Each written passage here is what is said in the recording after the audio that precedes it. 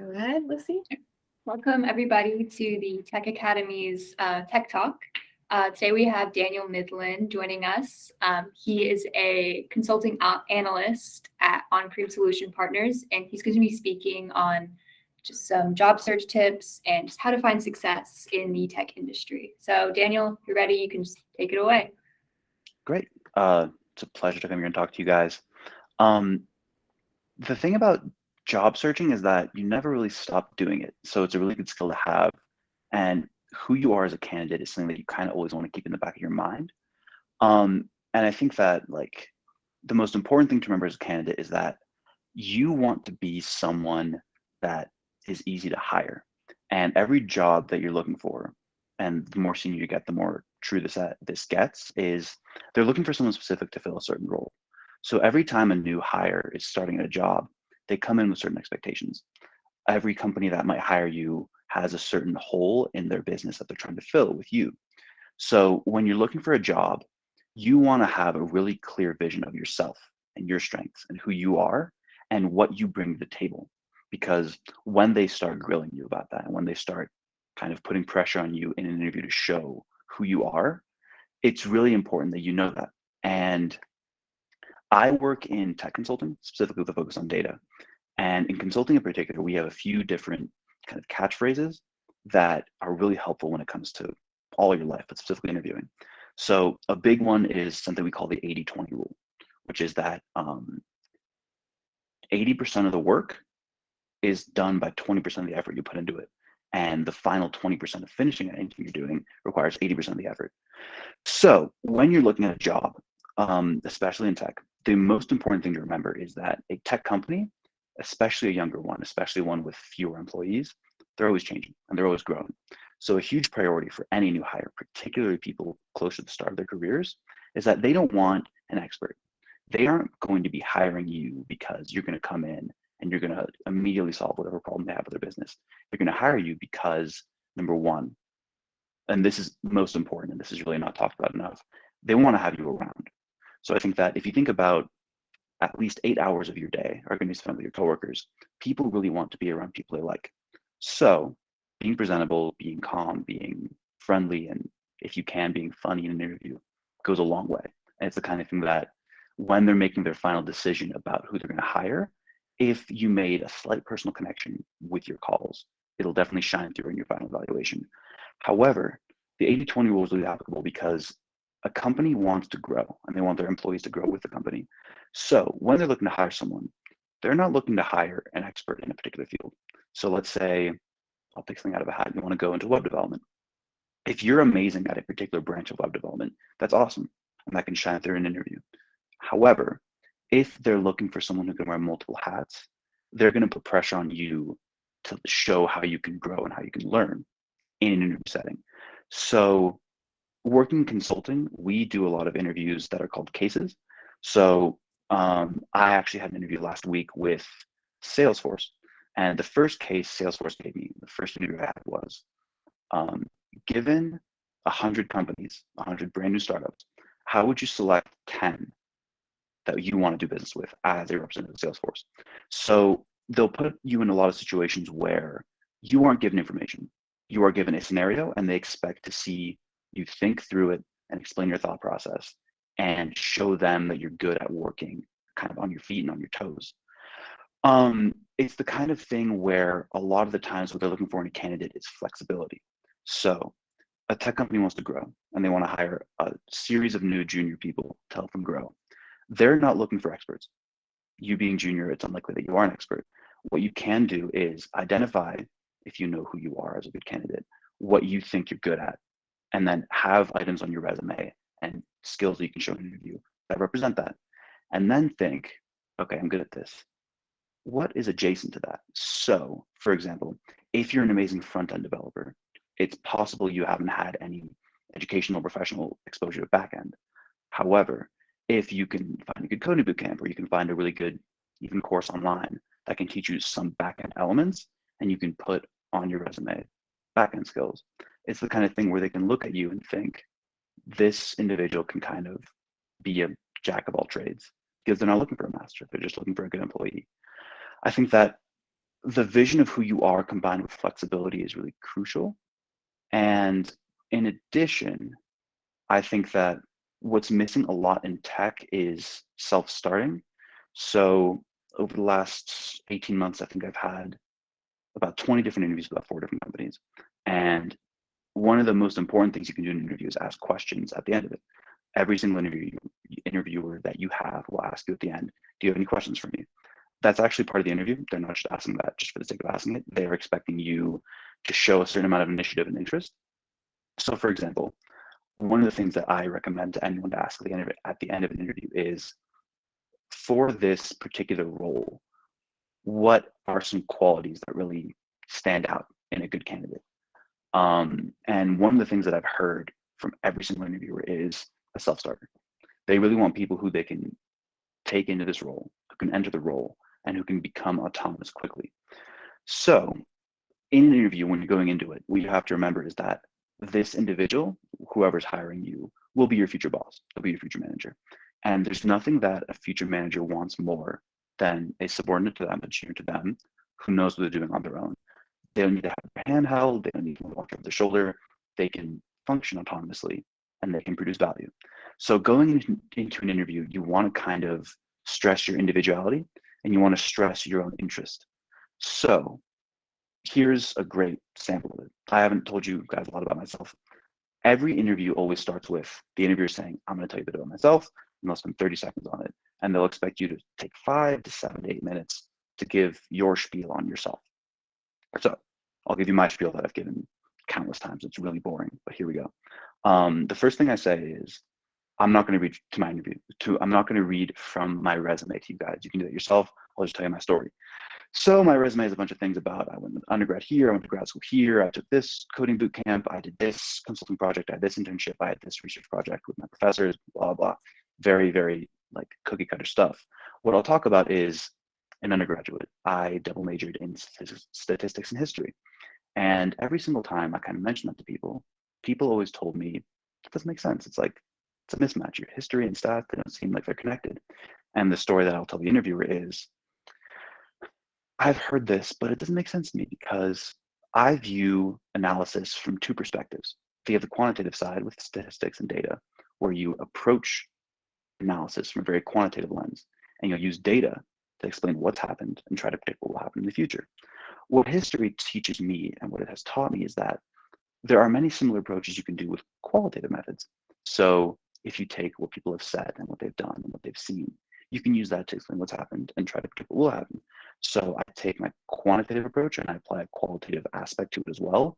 That shows that I'm kind of holistic. And it shows that there's a depth to me that you can't see just on my resume. So I think that it's really important that every individual going into an interview has a really strong sense of their own personal story. I think that's really important that you show interest. And I think it's one of the hardest things that individuals who are looking for jobs do, because if you're seriously looking for a job, you may have 3 to 5 different companies you're interviewing with at a single time. And each one of those companies will ask you and expect you to say, you are the one I want to work with, and here's why. So I think that a lot of what makes an interviewer strong is an element of passion for whatever company it is. So I think that if you're going to an interview that you think you can get, and if you're applying for a job that you think you can get, it's important to spend a lot of time reviewing the particular job posting and seeing what they're looking for. So for example, whenever I'm applying for a job I think I can get, I'll look at the job posting and I'll tailor my resume so that it fits what they're looking for. And I'll find elements in my path that I can construe that seems like it fits what they're looking for. This isn't necessarily the most honest advice, so don't attribute this to Lucy or any of the other people here, but if there's skills on a particular job description that they want you to have, put them on there and then learn them. You'll figure it out. It's, for example, if they're looking for someone who knows SQL and knows Python, put that on your resume no matter what, and then take 10 hours out of the next week to do a boot camp. The Code Academy is great. Get yourself a grounding on it, because what they're looking for with a lot of their skills is the basic grounding. So if you can leverage that 80-20 rule and kind of cram in a lot of the skills that you'll need, you immediately stand out compared to others. So again, not the most honest thing. I hate to kind of bring that on you guys, but It does work.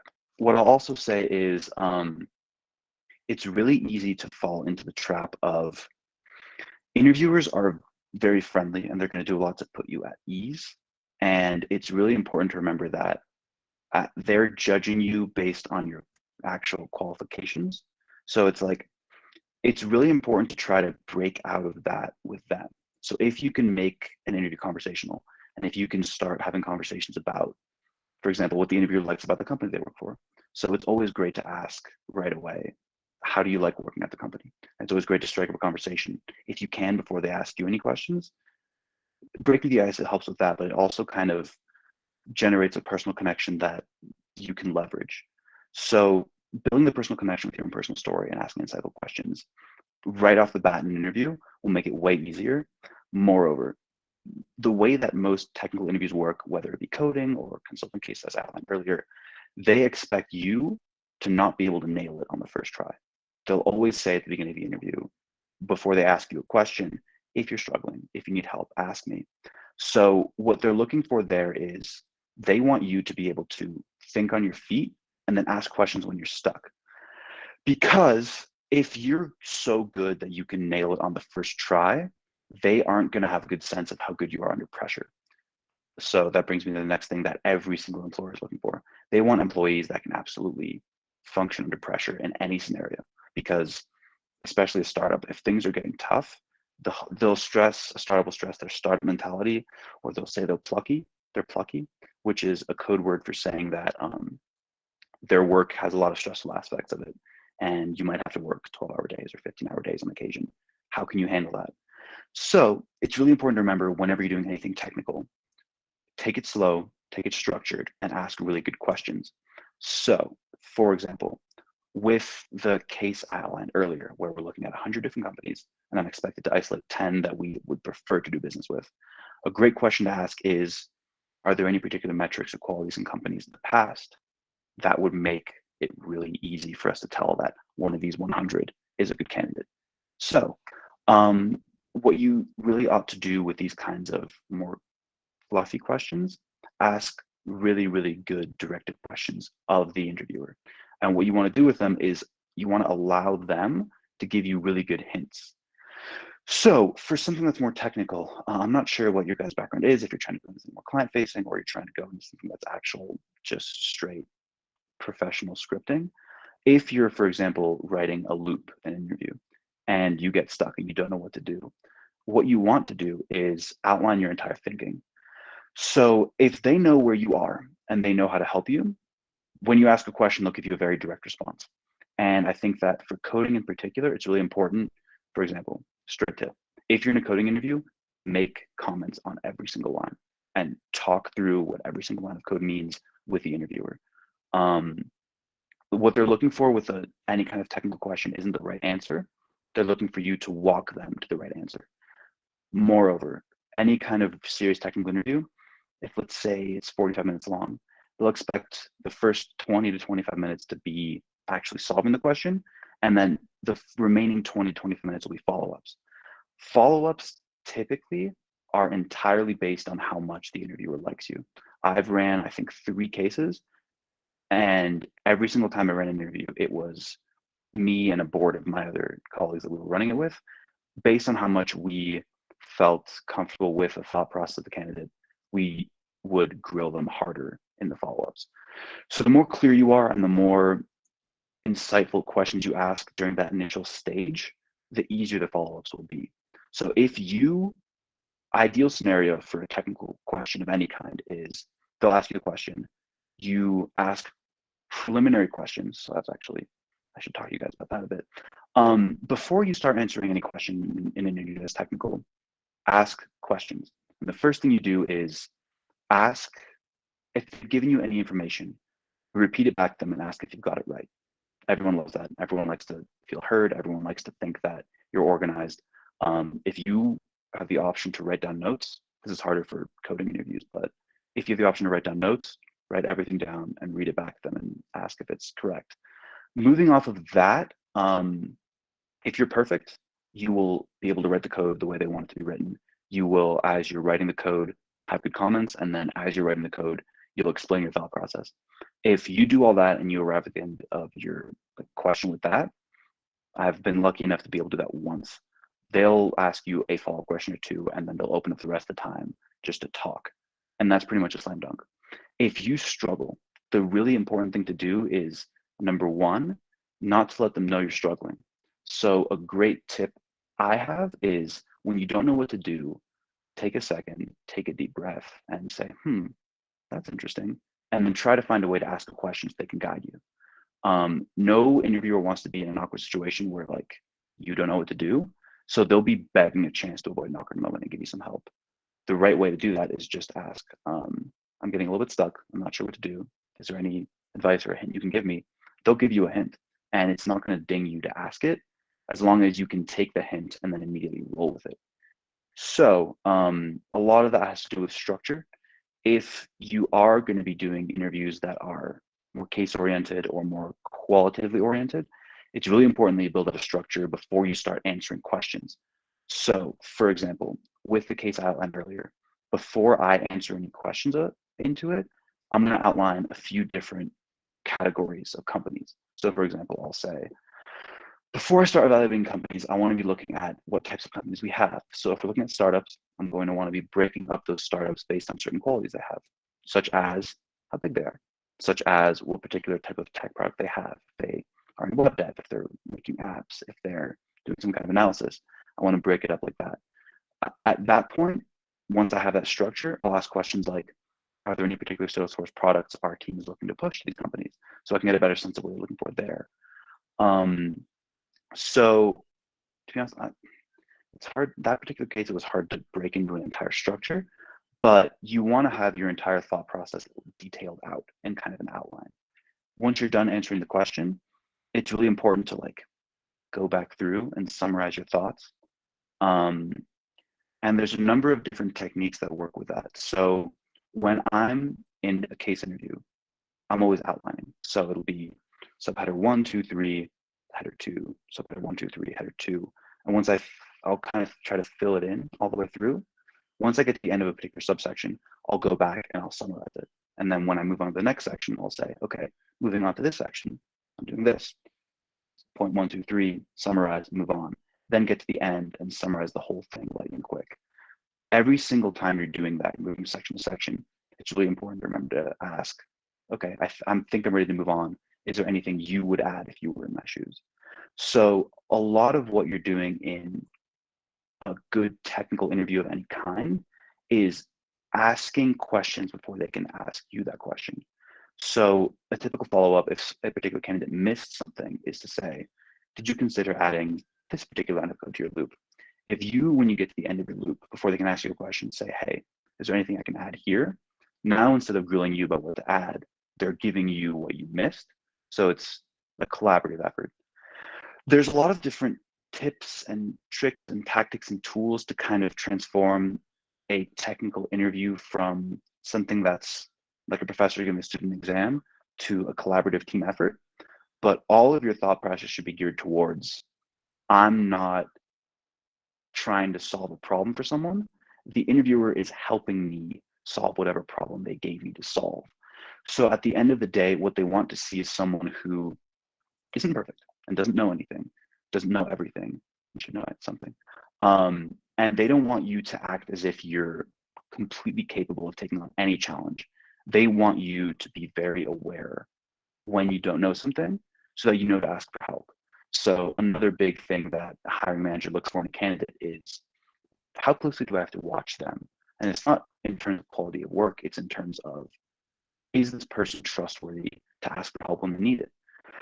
So the next big thing that every interviewer likely will ask you is, what are your strengths? What are your weaknesses? And there's a big misconception, like the meme that everyone will tell you is, my weaknesses are that I work too hard, or my weaknesses are that I overcommit to projects, which is a terrible answer. Everyone hates that. The right way to approach what are my weaknesses are literally technical. So for example, let's say that you're a data analyst and you're really good in R, but you're pretty bad in SQL. So you will say, my strengths are, I feel very confident in my data analysis in R. However, I have some struggles in my past building out the underlying data in SQL and looking to work on that. When people ask you what the weaknesses are, they're actually looking to say, if this person was sitting next to me in the office, what will they be asking for help? If I give them a project, where will they struggle with the most? And I think that this might be my own projection, but I've always had issues with just keeping things professional but conversational. So every single hiring manager you talk to, an interview is a breakup in their day. They're in meetings, they're dealing with clients, they're dealing with their own subordinates, they're dealing with a really hectic coding problem. So when they get to an interview, a lot of the times it's a really welcome break just to have a conversation. They're just delighted to meet a person and just to have a chat and get to know someone. A lot of the times, personally, I can let that kind of make me feel a little bit too casual. I can let that draw me into a situation where I'm not quite as aggressive about the technical aspects of it that I can be. Again, probably not sure for most people. I'm just weird. Um, Other tips that I have once you get to the actual questions aspect of it, I think it's really important that the story you have is popping up again throughout your interview. So I think that, for example, I began this talk by talking about 80-20. It's really important that throughout an entire interview, I'd be bringing up that same point I brought up in the beginning. So my talking point that I always parrot is the whole quantitative versus qualitative analysis thing. And the way I try to leverage that is when a conversation gets to a point where they're asking me why I'm looking for a job, I'll always start talking about how, in most of the things I do in my spare time, for example, I love history. I like breaking down really complex topics. So whenever I'm looking at, for example, why did the English language become predominant in world history? If I spend my free time thinking about that, I'm approaching it from the same perspective of why is this particular tech product very prevalent? So for example, why is Salesforce the best SaaS software or the most prevalent SaaS software? What you want to do is you want to leverage your own personal hobbies and the things you like to do in your spare time into something that will affect your workday and your workspace. So everyone has hobbies, hopefully. Everyone has things they like to do with their friends or by themselves, hopefully. It's really important that an interviewer sees a holistic person in who you are. They're not looking for a mindless drone who's going to come in and work for them. And it's really important nowadays that people are looking for culture in companies. Every single tech company, they rave about their culture. Largely, they're not telling the truth. Company cultures, a lot of the times, suck. And like the companies with great cultures, they are the ones in highest demand. So for example, there's a reason why people want to go work at Google. It's because Google really values employees and Google employees really get along well with each other. I'm not going to name names, but there's a lot of companies out there with really bad reputations about culture. And there's a reason why they have to, for example, pay higher than Google in order to attract similar candidates. I think that right now, anyone who's looking for a job is looking for it at a really good time because the job market is humming. It's a great time to go look for a job. And one of the things that companies are doing to kind of hire new people without necessarily increasing salaries a lot is they're stressing the cultural aspect of it. So I think that it's a really important thing for you as a person. Get a sense of the companies that you're interviewing with. Some companies have a more aggressive kind of grindstone culture where they want people who are going to come in and be really aggressive. And they're going to love talking about crypto at lunch every day or whatever. So if you can find a company that fits you like that, let that shine through in your interview. I think that at the end of the day, personal connection goes a long way. So the sad reality of a lot of job hunts is that it's who you know. So for example, if you have a personal connection at a job company, the odds of you getting an interview are about 8 times as high based on my math. When I left grad school last year, I have this Excel spreadsheet somewhere. I think I applied to 238 jobs. The jobs where I didn't get referred to, like a 10%, 5% chance a recruiter will get back to me. And of those, about 50% chance I don't move on to the next round. So this isn't the kind of thing I can give you a tip or a trick for, but if you can hop on LinkedIn Premium, if you can get it, I think there's a really good month-long free trial. It's really important to network. And every single tip that you're going to get about looking for a job is going to be networking. You have to become comfortable reaching out to strangers and expressing interest. Right now, it's a great time to do that because every single manager of a team everywhere is looking for new people. There's a huge shortage of engineers. There's a huge shortage of analysts. There's a huge shortage of critical thinkers in the tech space overall. So everyone's looking. There's a lot of really aggressive recruiters on LinkedIn. If you can avoid networking through them, you should. What you ought to do is find people who are working in the space in which you're interested in.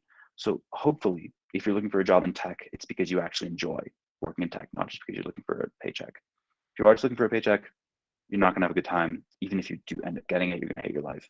Find something else to do.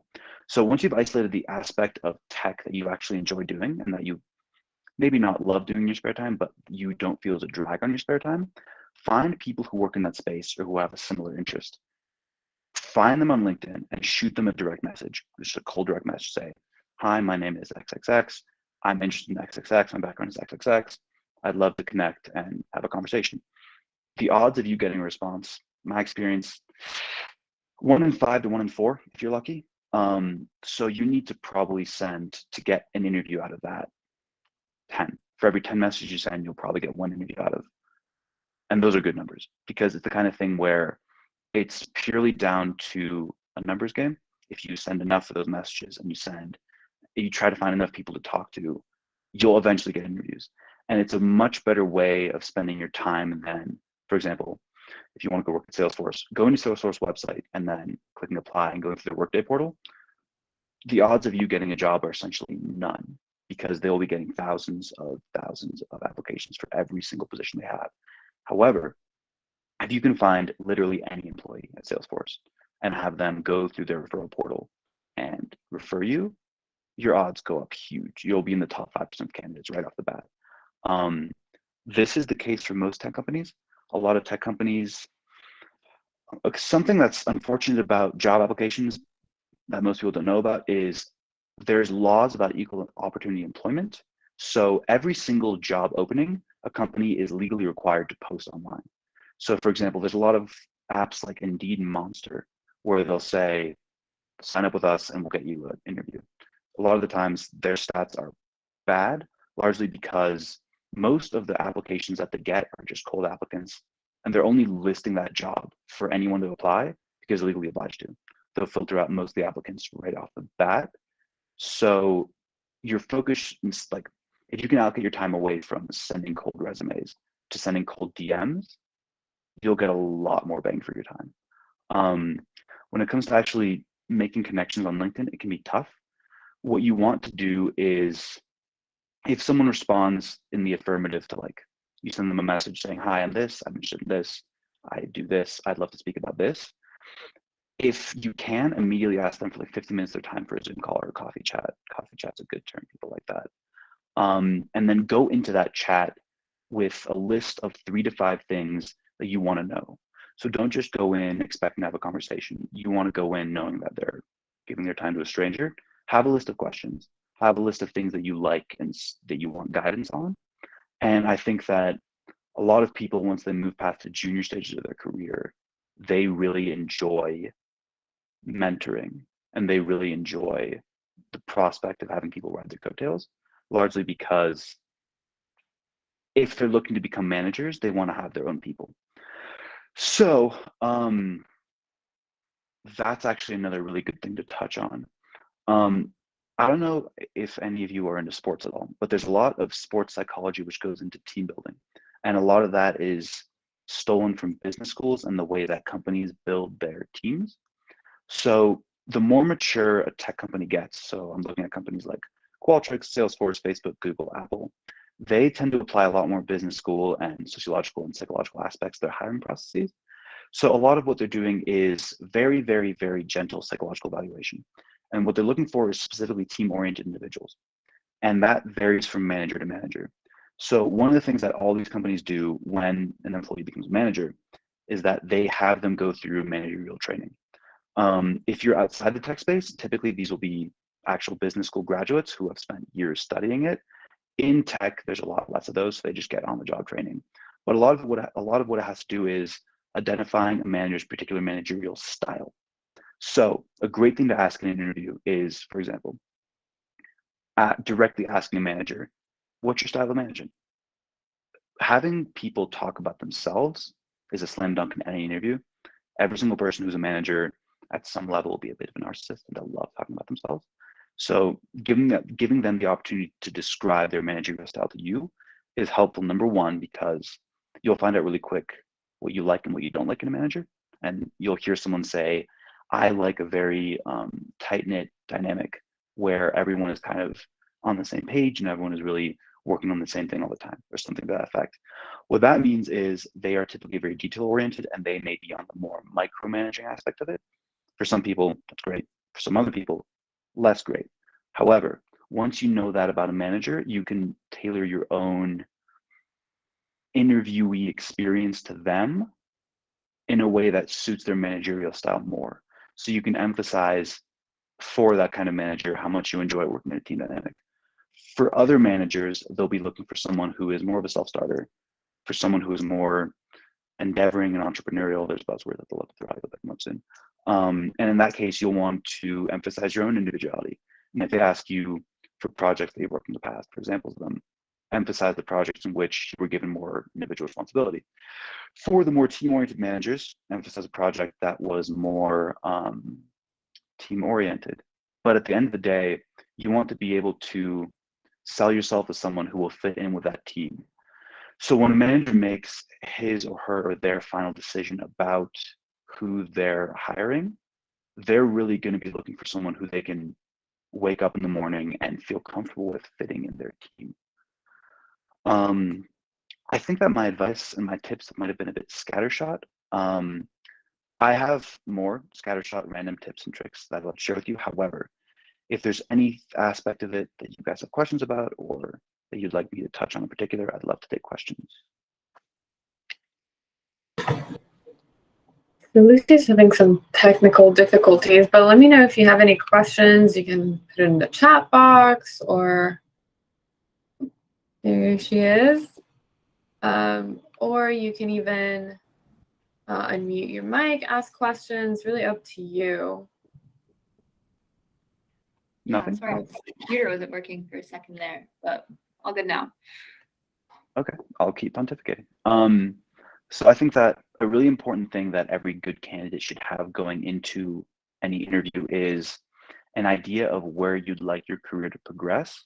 So a big stumbling block with some of the interviews I've been a part of is individuals looking to just get their foot in the door and get their first job, and then they'll figure it out once they're done with that.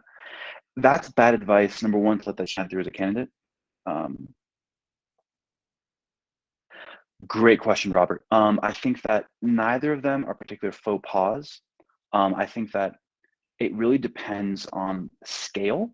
So I think that leadership style is something that applies more organizational wide. So for example, if you're an officer of some sort and you have multiple teams working within you, that's leadership, where you're kind of leading by example or you're guiding general teams. Management style is more interpersonal. So typically a technical team will have 4 to 8 individuals working on under a particular manager.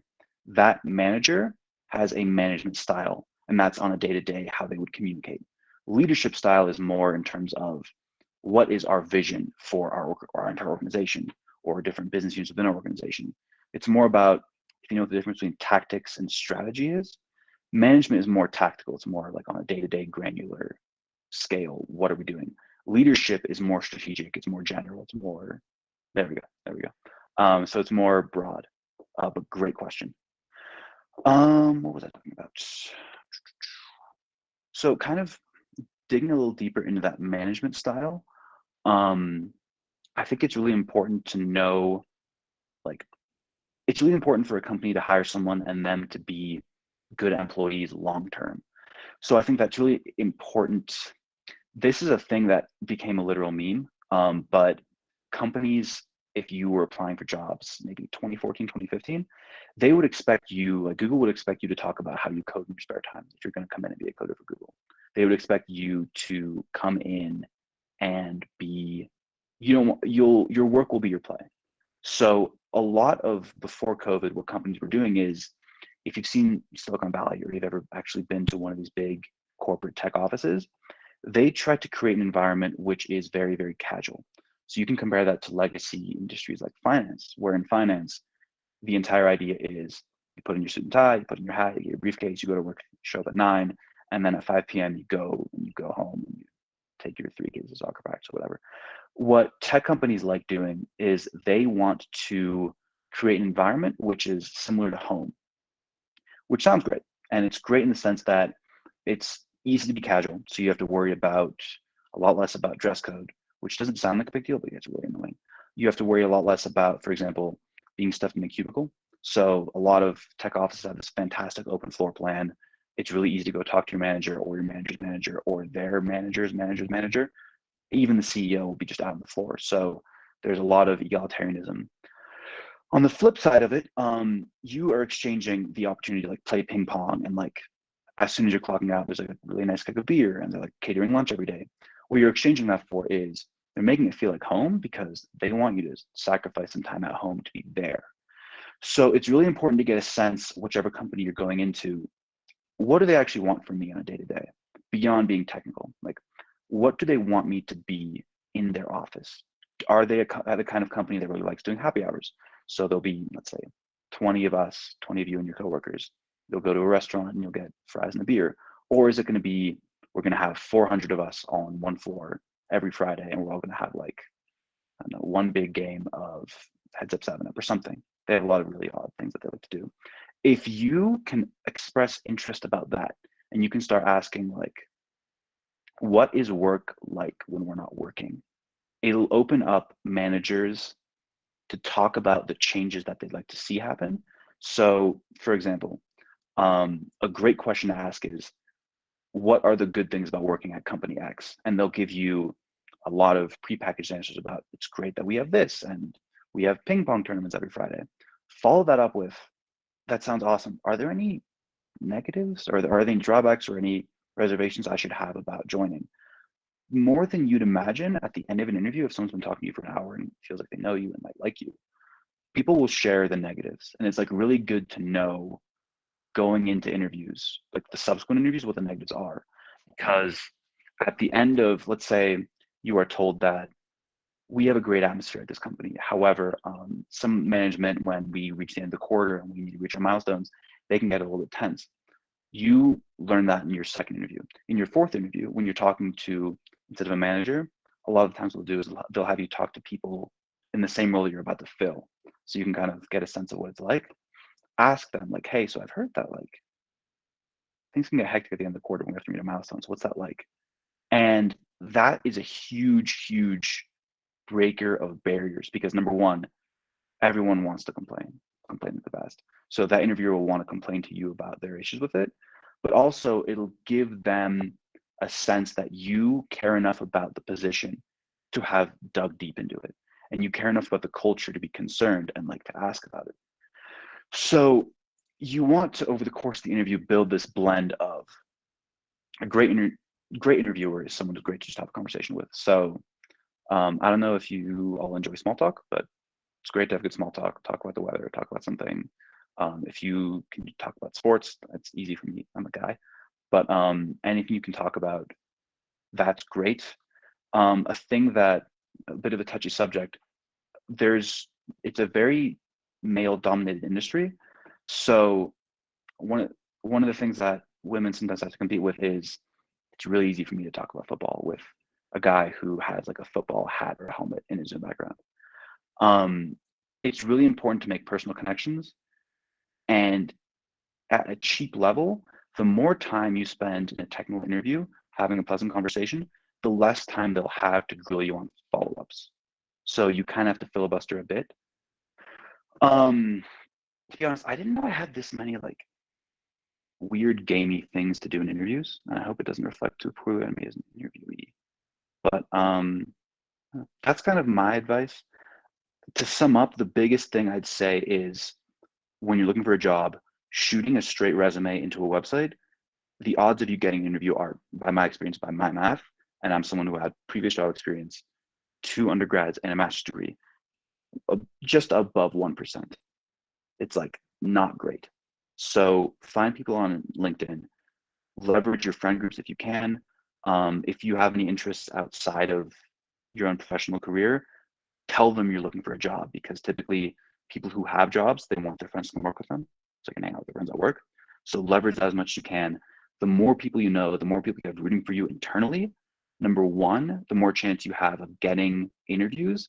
But number two, if your contact knows the interviewer, then that interviewer will be under more pressure socially to be nice to you and to kind of make a connection with you, because they wouldn't want you to go to your contact and be like, oh my God, that was such an unpleasant interview. Who is this person? So it's a lot of that. Honestly, I think that's all I have for you guys. I'm very happy to answer any questions you have. Yeah, if anybody has any questions that they want to say out loud, feel free to just raise your hand and we can turn on your mic. Oh, so it looks like Robert asked a question. He says, what's the protocol for talking about negative experiences in previous organizations? So do you mean negative experience that you yourself have had in previous organizations? I think that's what, yeah. Yeah, So- okay. Yes. So the protocol is always flip it.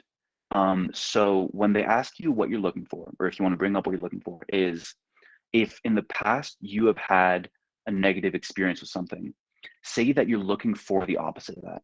So let's say you were with a manager who was a micromanager and that didn't work for you. Don't say that. Say you're looking for a manager who will allow you to express your individuality and take the lead and take ownership and responsibility of projects. So it's all about framing. You always, as much as you can, you want to frame things in a positive light. So it's not about negative experiences. It's about an improvement you're looking for in your professional experience.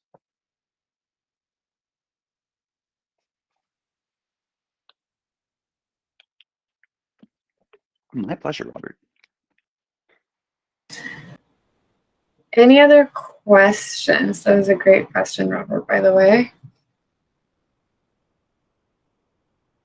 All right. Well, Lucy, do you have any snippets for the end? I know you have some links you'd like to share. Oh, yeah. Let's talk about next week's Tech Talk. It's going to be presented by Mickey Demeter. She's going to be just talking about just open source projects and everything and why you should pursue those. So I'll provide some links to schedule or to sign up for that if you are interested. Thank you so much, Daniel, for your presentation. That was great. Really appreciate you. Yeah, thank you so much. Before people start jumping off, I'd love to leave my email and my LinkedIn in the chat.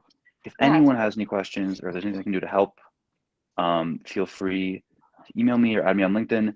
If you add me on LinkedIn and if there's anyone that you're looking up that I'm connected with, that I can make an introduction to, I'm more than happy to. Yeah. Great. Well, thank you so much. All right. You guys are a Really great nice to meet audience. you. Thank you very much for setting this up and having me. And talk to you guys later. Yeah, totally. Thanks. Right. Thanks, Daniel. Thanks, everyone, for joining. See you guys next week.